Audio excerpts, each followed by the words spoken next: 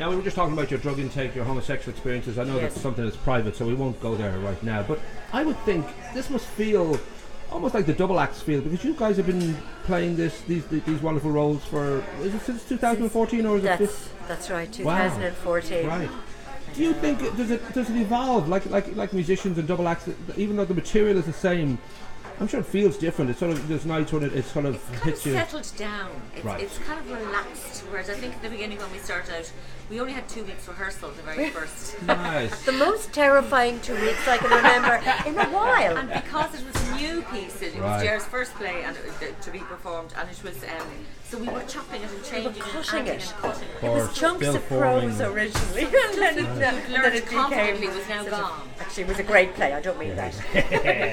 But as well, what happened was that we ended up, you'd be at the start of a speech and you'd go very fast to the end of that speech, because I'm talking now. If you interrupt me, I'm just not sure that I'll know. I've got to run at this. So it was actually too fast. Right. If anyone's phone went off, because occasionally people's phones went off, you'd be just like, you take a deep breath and try and blank them out, because anything, a hair falling would distract you, because we were just hanging on to the words. Whereas now it's fun. But now you're playing the hits, now you know the songs well, and you can relax. It's a lovely piece. I mean, it just has its own little, little world. It and changes. Once we step into it, it does. Right. And some nights we come off and go, what? That was like there was some different stuff in there, I finally know what the show is about. Yeah. Boom.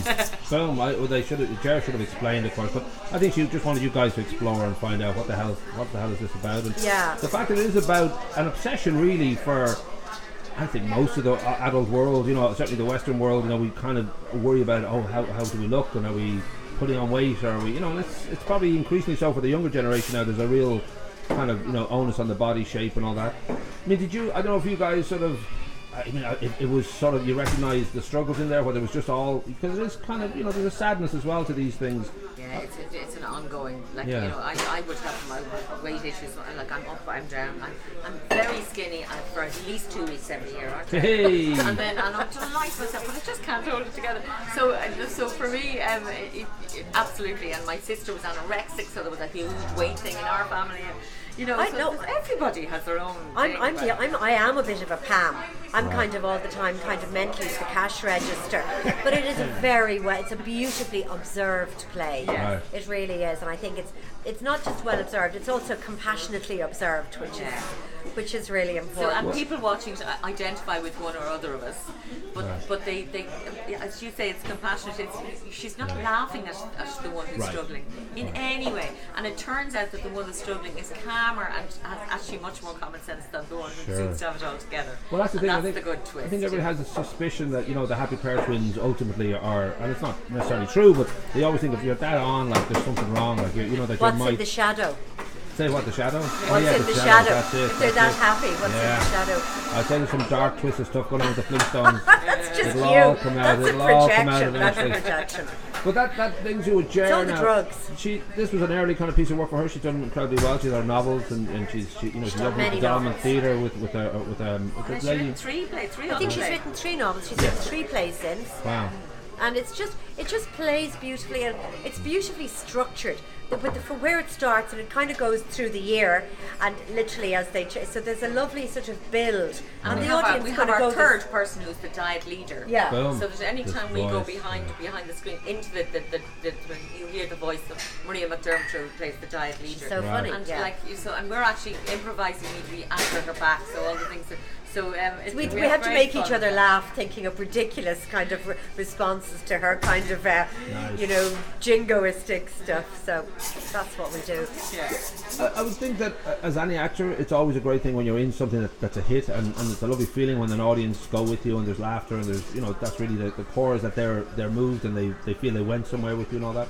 But it also must be all actors' dream. They just find these roles that have life beyond that opening kind of week or that week in Bewley's. It's extraordinary. You never know the one. Right. You don't. When we went to this, we went. We said it was nice. It was lovely, and 2 weeks, and we could do great. 2 weeks in the mill in Dundrum, and that'll probably be it, and she'll be grand. And 5 years later, it's become a way of life, and the costumes, I'm kind of going, Those shoes are really worn out. The runners are worn. Nice. I kind of done a marathon in them, just walking on the spot. Now, you both have, I mean, a lot of experience, you know, all, like both theatre and obviously on television and beyond, and I don't know if it feels a little bit deja vu for you being near your old Glenroe haunt when you played Michelle High. We just turned left. I was kind of going, oh, Kilcool, it's straight number. We're turning left to go down and talk to you. But that's right. It seems so long ago now. It was a very different Ireland. Sure. It was it was a simpler age, and we all wore jumpers with pictures on them, and it was, you know, there was all that stuff. And there was no fight back against the church in those days. It was very easy to just do what you're told. There should have been, but there wasn't. There'd be no posters needed in those days. We'd just all be voting no without even thinking about it. 1983, I campaigned against the amendment in those days, and people put up anti-posters in the tree outside our house. My mother was mortified, but I was there the first time round, and it was a backward step then. Yeah. Well, we're the whole world is kind of in love with nostalgia now, so it's kind of like it's a nostalgia tour. The whole thing we're doing. Yeah. So we will say now the wonderful Sister Assumpta, you've done many kind of wonderful roles, and you've had, you know, I'm sure a lot of joy. But I think there's certain times a role probably just sort of. And maybe you didn't expect it again. Arthur and Graham probably didn't expect they were writing this, you know, great little sitcom. And I worked with them in Hot Press, even when they're heading out to London.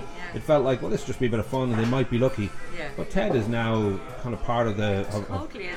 It's become part of our language, hasn't it? Yeah. But was that sort of? Did you notice that soon after? Did it take a while before you noticed this is gone around for? It was quite a slow burn, because when it came on first. It seemed very slow and a little bit, you know. People didn't quite know what to make of it. Couldn't read the humour. It was a bit more Irishy than we kind of expected it to be, and you were kind of going, is this, you know? Is this actually kind of? I think they went to so much detail in the imagery and the visuals. Yeah. That I think there's just like every time you watch it, you see something else. Yeah. And I think that's the joy of it. You kind of spot the stuff in the background that you kind of go.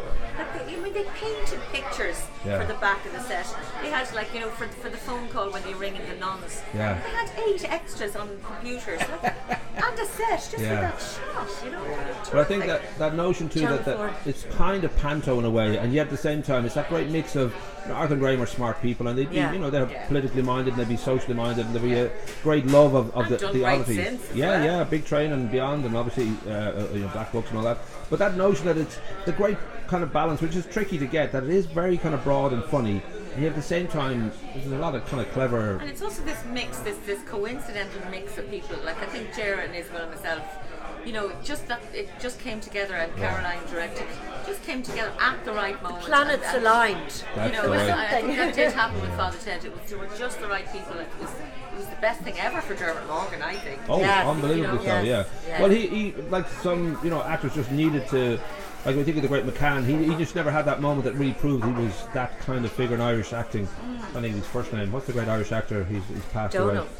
Is it Donald McCann? Yeah, there you go. And he's somebody who should have been, you know, up there with Kieran Hines and all that. He was sort of known. He was in Sting and Beauty and all that. But hometown nearly. Hugely talented. A beautiful man, and you're so glad for Dermot that he got. From these years of Scrap Saturday and Father Ted and all the rest of kind of early versions of that. What happened there was, I think, in my opinion, he had a producer and a director who gave him the lid. Yeah. He actually needed structure. He needed somebody to say, "You're very funny now." Within this parameter, we need a good slap every now and again. All actors need a good slap every now and again. And they just if we don't get it, we give it to ourselves. Otherwise, you turn into Marlon Brando. Give it to ourselves all the time. But we do. I think we all need limits, and we all need somebody to go, do you know what? That now is rubbish. This is good. That's rubbish. We all benefit from a bit of that. Now I should ask whether our friends now like Phelan Drew and all that who are actors, and it's kind of a, you know, it's a tough line of work to be in. And as I said, it's a blessing when you have something like this where you're just it's a joy and people love it and all that. We just drive around the country chatting. It's just like friends. That could be a whole little series in itself, just the car conversations. You could be Steve Coogan and the car show. Yeah, there you go. But is it? I don't know whether you could say it's a healthy time given the turn in and the great shows that are coming on the internet, that, you know, various different outlets now, that, or whether that actually makes it more difficult. I don't know. It's a little bit difficult. I think we're finding it hard to get people into the theatre because it's at your fingertips. You can watch Netflix every The whole night. world is right there in your watch hands. something completely different on, you know, like, so you've got it in your home. So that thing of the live interactive event is kind of, it's harder to get people to do it, but actually people really appreciate it when they actually get out there. Sure. Because it's an investment in your time to get yourself organised, buy the tickets, get yourself there in time, organise babysit, whatever. You know, so, but I do think that and we notice that, like, if we're doing a run, the audience is so different every night, and you'll feel it. I did a one-woman show at one point and had to learn that, you know, they'd had a rough day, it was raining, it was rotten.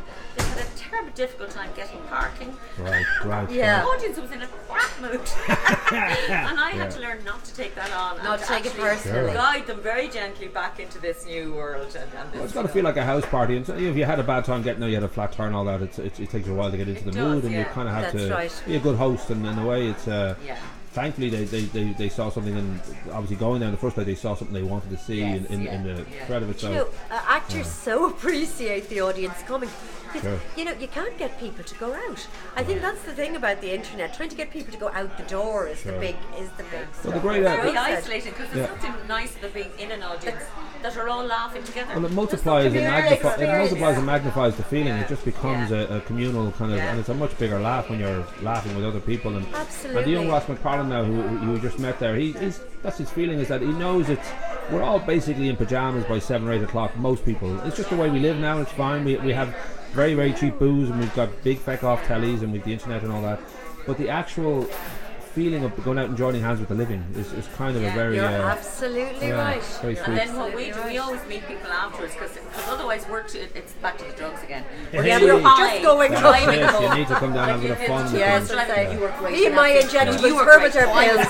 You were great. You were the best. You were the best. I was rubbish. No, I was rubbish. You were brilliant. So if we have someone to talk to afterwards who just actually, you know, tell us what to do. People love telling their story. You know, they come to the theatre to see themselves. They don't really come to see us at all. Well, it always has to be a mirror of sorts, that you either, you know, are amazed by words you don't know anything about, but it's even more kind of entertaining when you do relate and you do feel. Because often the men who come to this show, you know, will kind of, you know, sometimes there's few and far between.